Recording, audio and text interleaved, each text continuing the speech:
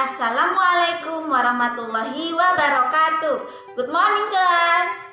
How are you today?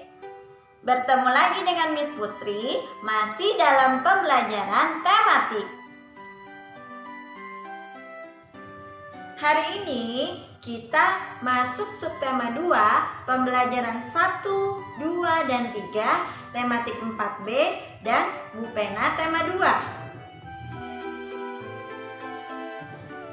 Hari ini kita akan mempraktikkan dan menyajikan teks petunjuk, mengidentifikasi manfaat perubahan energi, mengidentifikasi sumber daya alam dan pemanfaatannya. Sebelum belajar, kita berdoa dulu ya, agar materi yang Miss bawakan dapat mudah kalian pahami. Berdoa dimulai. Bismillahirrahmanirrahim. Rabbi zidni ilman nafi'a warzuqni fahma. Ya Allah, please give me your blessing of knowledge and understanding. Amin.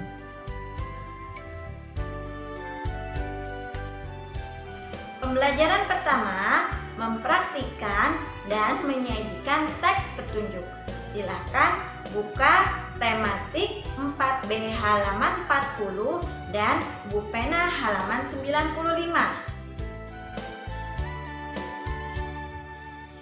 Pada materi sebelumnya, kita sudah belajar bagaimana cara menghemat energi listrik.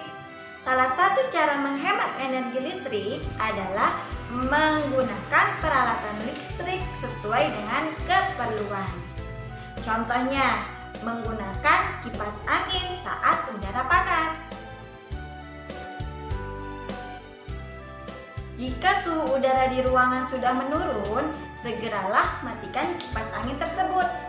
Jangan biarkan kipas angin menyala tanpa penggunanya, karena listrik akan terbuang sia-sia. Lalu, bagaimana cara menyalakan kipas angin? Setiap kita membeli barang elektronik, baik itu kipas angin, handphone, rice cooker, blender, setrika, dan lain sebagainya, pasti disertai dengan buku panduan. Buku panduan berisi teks petunjuk penggunaan barang tersebut. Teks petunjuk berisi arahan untuk melakukan sesuatu. Teks petunjuk tujuannya untuk menjelaskan penggunaan atau pembuatan sesuatu. Kalimat yang digunakan pada teks petunjuk adalah kalimat perintah. Ada yang masih ingat apa itu kalimat perintah? Kalimat perintah adalah kalimat yang isinya meminta orang lain untuk melakukan sesuatu. Perhatikan teks petunjuk penggunaan kipas angin dan teks petunjuk pembuatan kipas kain yang ada pada buku tematik dan buku pena. Setiap urutan berisi perintah untuk melakukan sesuatu. Contohnya, siapkan kain. Artinya, kita diperintahkan untuk menyiapkan kain sebagai bahan pembuatan kipas kain. Lalu, bagaimana cara membuat teks petunjuk? Perhatikan dua hal berikut. Yang pertama, cara atau petunjuk disajikan secara berurutan. Yang kedua, bahasa yang digunakan harus jelas dan mudah dipahami. Bagaimana teks mengenai teks petunjuk yang disampaikan barusan? Apakah bisa dipahami? Tugas yang pertama, buatlah teks petunjuk penggunaan peralatan listrik yang ada di rumah kalian masing-masing. Kita lanjut ke pembelajaran kedua, mengidentifikasi manfaat perubahan energi. Silahkan buka tematik 4B halaman 41 dan Bu Pena halaman 97. Alat elektronik yang biasa kita gunakan sehari-hari memanfaatkan perubahan bentuk energi. Apa saja contoh-contohnya? Simak penjelasan berikut. Yang pertama, energi listrik menjadi energi panas. Contohnya seperti setrika. Setrika mengubah energi listrik menjadi energi panas saat digunakan. Manfaatnya membuat pakaian kita menjadi lebih rapi. Kemudian contoh lainnya adalah rice cooker. Ada juga oven listrik. Yang kedua, energi listrik menjadi energi gerak. Contohnya adalah kipas angin dan blender. Kipas angin merubah energi listrik menjadi energi gerak saat digunakan. Apa yang bergerak? Ya, baling-baling kipas tersebut.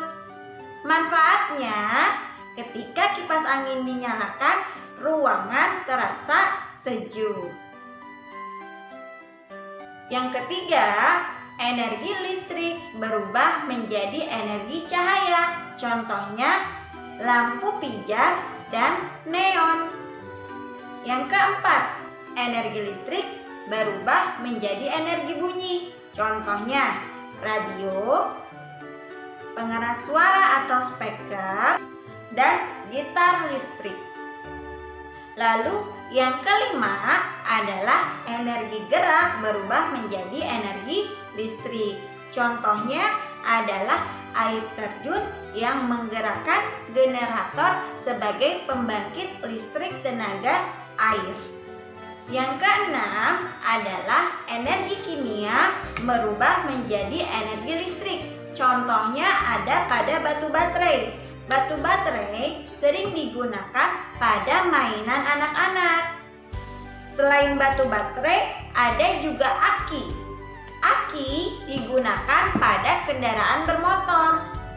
Aki mengubah energi kimia menjadi energi listrik yang dapat menggerakkan mesin sehingga kendaraan bermotor dapat bergerak. Lalu yang ketujuh, energi kimia berubah menjadi energi gerak. Contohnya pada makanan yang kita makan. Makanan yang kita makan mengandung karbohidrat, protein, dan vitamin. Karbohidrat, protein, dan vitamin adalah sumber energi kimia untuk tubuh kita agar kita bisa bergerak. Bisa kalian lihat pada gambar anak yang sedang bersepeda pada buku tematik 4B halaman 42. Kita tidak akan bisa bersepeda kalau tubuh kita tidak bertenaga. Sekarang buka buku pena kalian halaman 107. Karena banyak sekali peralatan di rumah yang menggunakan energi listrik, kita harus berhati-hati saat menyalakan dan memadamkan peralatan listrik agar kita tidak tersengat aliran listrik. Bisa kalian baca pada teks berhati-hati saat menyalakan atau memadamkan peralatan listrik. Sekarang Miss mau tanya, dari mana sih sumber energi listrik yang kita gunakan? Buka tematik 4B halaman 54 dan 55. Silakan kalian baca ya. Lalu tugas yang kedua adalah sebagai berikut.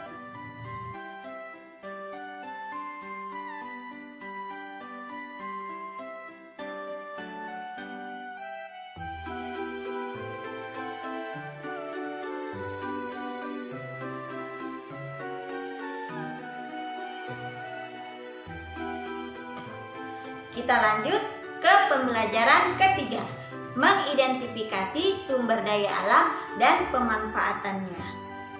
Dalam video Miss sebelumnya, Miss sudah menjelaskan bahwa sumber daya alam dibagi menjadi dua jenis, yaitu sumber daya alam yang dapat diperbarui dan sumber daya alam yang tidak dapat diperbarui.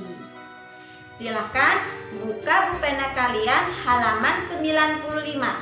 Pemanfaatan hewan dan tumbuhan bagi manusia. Hewan dan tumbuhan adalah sumber daya alam yang dapat diperbarui. Dimanfaatkan untuk apa saja? Contoh hewan. Ayam dipelihara untuk diambil telur dan dagingnya. Lalu ada sapi yang dipelihara untuk diambil susu, daging, dan kulitnya, sedangkan tenaga sapi digunakan untuk menarik gerobak. Lalu, manusia memanfaatkan tumbuhan. Yang pertama adalah sayuran. Sayuran dimanfaatkan sebagai bahan makanan, obat-obatan, dan minuman yang dibuat jus. Lalu, tumbuhan pun bisa dijadikan tanaman hias. Lalu, batang pohon bisa dimanfaatkan sebagai bahan bangunan, bahan membuat perahu, dan pembuatan kertas. Jadi, segala sesuatu yang ada di alam tidak semata-mata Allah menciptakannya. Allah menciptakan hewan dan tumbuhan, melainkan ada manfaat yang bisa diambil oleh manusia. Nah, tugas yang ketiga sebagai berikut.